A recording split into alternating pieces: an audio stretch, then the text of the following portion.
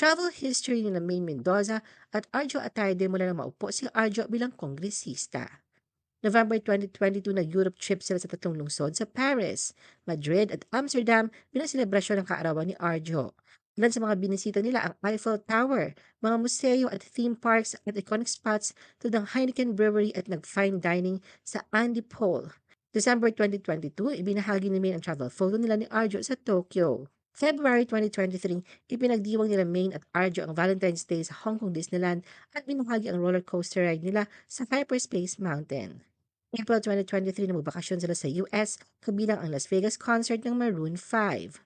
August 2023, namalo sila sa Locarno Film Festival sa Switzerland at sa Oktubre, nagpunta sa Los Angeles kung saan nakipagkita din si Maine kay Ruby Rodriguez.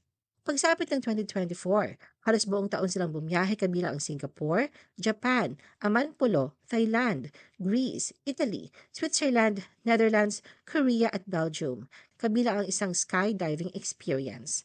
Ngayong 2025, naging biyahe ng mag-asawa ang Sapporo sa Japan, South Korea at Aspen, Colorado. Naglibot sila sa London kasama ang pamilya Atayde at namataan din sa Siargao. Ngayon, Setyembre, napaulot ang panibagong biyahe ng mag-asawa sa Singapore.